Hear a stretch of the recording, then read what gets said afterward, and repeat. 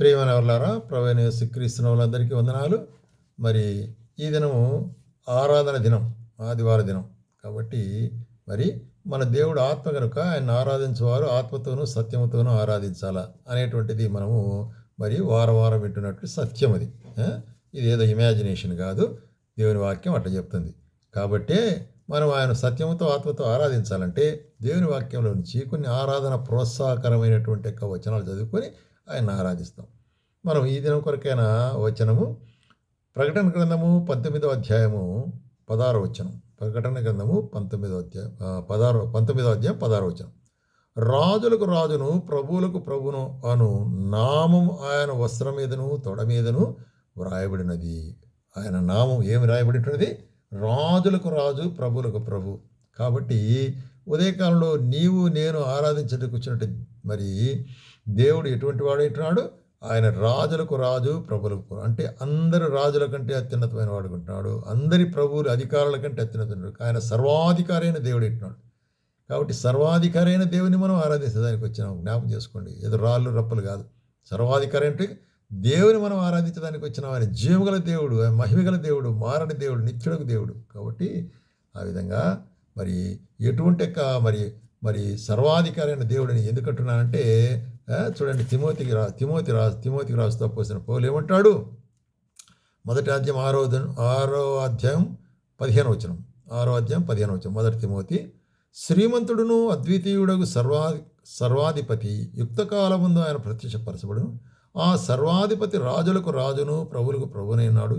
సమీపింపరాని తేజస్సులో ఆయన మాత్రమే నివసించుచు అమరత్వము గలవాడై ఉన్నాడు. మరి మనుషులలో ఎవడునూ ఆయన చూడలేదు, ఎవడునూ చూడనేరుడు. ఆయనకు ఘనత శాశ్వతమైన ప్రభావము కలిగి ఆమేన్ అంటాడు. కాబట్టి అటువంటి ఉన్నతుడైన దేవుడు ఆయన రాజులకు రాజు ప్రభువులకు ప్రభు ఎట్లా ఉంటున్నాడట? సమీపింపరాని తేజస్సులో ఉంటే దేవుడు, సమీపింపరాని తేజస్సులో ఉంటే దేవుడు. మరి ఆయన్ను మనం ఫిజికల్గా సమీపించలేకపోయినప్పుడుగా ఆత్మీయంగా అంత గొప్ప దేవుడు మన హృదయంలో జీవించే దేవుడు ఉంటున్నాడు కదా. మనం ఆయన యొక్క నామాన్ని మరి మన నోటి ద్వారా ఒప్పుకొని మన హృదయంలో అంగీకరించినట్లయితే ఆయన మన హృదయంలోకి వస్తాడు. అటువంటి శక్తి కలిగిన దేవుడు మన హృదయంలోకి వస్తాడు. కాబట్టి ఆత్మస్వరూపైన దేవుడైన ఆత్మతో సత్యముతో మనం ఆరాధించాలి. అదే మొదటి అధ్యాయం 17వ వచనంలో ఏమంటాడు? ఇక్కడ సకల యుగముల్లో రాజయుండి అక్షయుడును అదృశ్యుడగు అద్వితీయ దేవునికి ఘనతయు మహిమయు యుగములకు కలుగునగా కామెనంటాడు. అదే మరి పోసిన పౌలు తిమోతికి రాస్తూ ఈ 2 చోట్ల కూడా ఎట్లాగా ఆమెన్ అని చెప్తున్నాడు. కాబట్టి మనం కూడా ఆమెన్ అని ఆయన స్తుతించవలసి అనుకుంటున్నాం. ఎందుకంటే ఆయన సకల యుగములలో, ఇప్పుడని కాదు, ఎన్ని యుగాలను అనుకుంటున్నావో యుగాలన్నింటిలో కూడా ఆయన మరి ఎట్లా వాడు అంటున్నాడంటే అక్షయుడు, మరణం లేనివాడు, రాజునయండి మరి అద్వితీయ దేవుడు అయినటువంటి ఘనత మహిమ. కాబట్టి ఈ యొక్క క్యారెక్టరిస్టిక్స్ యొక్క గుణగణాలు యొక్క లక్షణాలు యొక్క దేవుని యొక్క స్వభావాలు మనం ఎరిగిన వారమై మనం ఆరాధించవలసి అనుకుంటున్నాం. కాబట్టి ఏదో నువ్వు నేను ఆరాధించే దేవుడు సాధారణమైన దేవుడు కాదు, ఆయన మహిమ గల దేవుడు. అంత మాత్రం కాకుండా ఆయన రాజులకు రాజు ప్రభువులకు ప్రభు అంటున్నాడు. కాబట్టి రాజులకు రాజు అని చెప్పేటప్పుడు ఇక్కడ మనకు ఒక మాట జ్ఞాపకం వస్తుంది. చూడండి, మనం చూస్తున్నాము యోహాను సువార్త 18వ అధ్యాయం. యోహాను సువార్త 18వ అధ్యాయంలో అక్కడ యేసు ప్రభు శిలువకు వేయక మనకు మరి అక్కడ పిలాతు దగ్గర వచ్చి నిలబెట్టినారు. పిలాతు విచారిస్తున్నాడు, ఏం తప్పు చేసినాడు అంటే వాళ్ళు ఏమో చెప్పారు, ఏది కూడా నిలవలే. అయితే ఆఖరికి ఈయన ఏం తప్పు చేయలేదే, నేను వదిలిపెడదునా అంటే లేదు అని సులువు ఉంటాడు. అది మూర్ఖముగా యూదుల దినాల్లో. అయితే ఇక్కడ యేసుప్రభుని గురించి ఏమడుతున్నాడంటే అదే 18వ అధ్యాయం 37వ వచనంలో, నీవు రాజువా అంటున్నాడు. నీవు యూదుల రాజు అంటే అవును నువ్వు అన్నట్లే.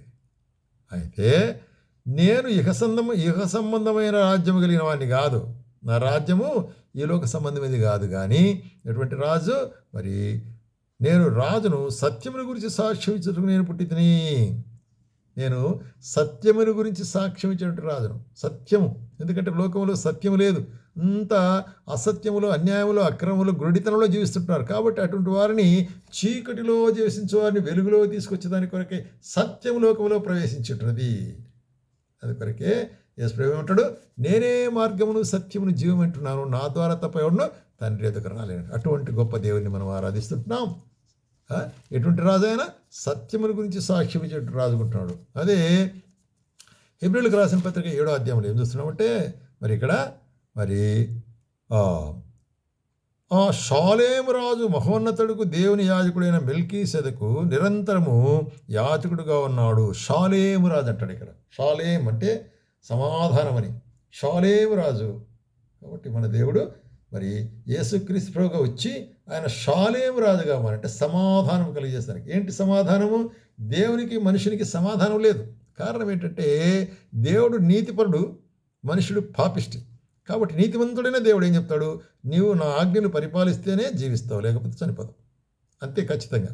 అది దేవుని యొక్క ఆజ్ఞ. అయితే మనుషుడు ఎంతో కష్టపడి చేసినా కూడా ఎక్కడో చోట తప్పిపోయి పడిపోయి మరి జయించలేము. అందుకొరకే దేవాదేవుడు ఆయనే మనుషుని యొక్క ఈ అవస్థ చూసి ఆయన మనిషి రూపంలో ఈ లోకానికి వచ్చేసి మనందరి పక్షముగా ఆయన ఏం చేశాడు, దేవుని నీతి నెరవేర్చాడు.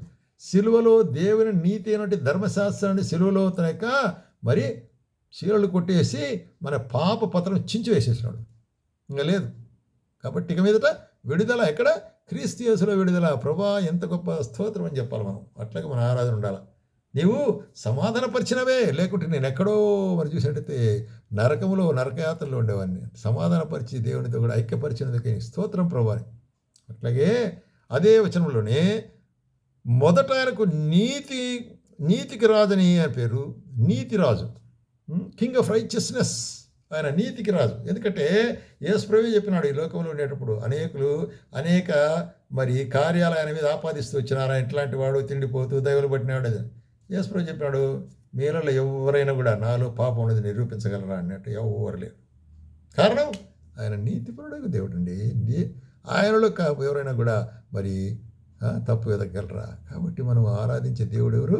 నీతిపరుడైన దేవుడు. ఏ విధమైన నీతి లేదు ఆయన. సమస్త నీతికి ఆధారభూతుడైన దేవుడు ఆయన. కాబట్టి అటువంటి నీతిపరుడైన దేవుడిని మనం తన యొక్క మరి ఈ లోకంలో వచ్చి జీవించినప్పుడైతేనేమి పరలోకంలో ఆయన నీతిపరుడుగా ఉన్నాడు. కాబట్టి ఆయన మనం ఆరాధించనంటున్నాము. కాబట్టి ఈ దేవుడు లేక ఈ రాజు ఎటువంటి రాజు? సత్యముని గురించి సాక్ష్యం ఇచ్చే రాజు, నీతిని గురించి సాక్ష్యం ఇచ్చే రాజు, సమాధానం గురించి సాక్ష్యం ఇచ్చే రాజు. ఎవరు ఈ రాజు అని కీర్తనకర్త ఏమంటాడంటే చూడు 23వ అధ్యాయం 4వ అధ్యాయం 10వ వచనంలో మహిమగల ఈ రాజు ఎవరు? రాజులకు రాజు అని చెప్తే ఎవరు మహిమగల రాజు అని దావీదు కాలంలోనే ఇక్కడ కీర్తనకర్త దావీదు అడుగుతుంటున్నాడు. చెప్పి ఆయన ఆన్సర్ చెప్తాడు. సైన్యములకు అధిపతిగా యెహోవాయే, ఆయనే ఈ మహిమగల రాజు. కాబట్టి సైన్యములకు అధిపతిగా యెహోవా అంటే ఇశ్రాయేలు యొక్క యుద్ధములు జయించే యెహోవా అంటే ఆయన ప్రజలను విజయంలోకి నడిపించే దేవుడే ఆయన. కాబట్టి మనకు ఆయన విజయమైంటున్నాడు. కాబట్టి మనము ఆరాధించవలసి అనుకుంటామండి.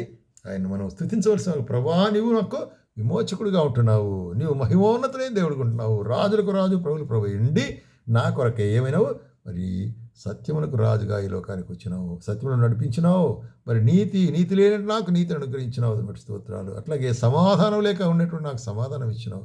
కాబట్టి ఈ రాజును నేను ఆరాధిస్తాను అనేటువంటి భావంతో మనము ఆయన్ని ఆరాధించవలసిగా ఉంటున్నాం.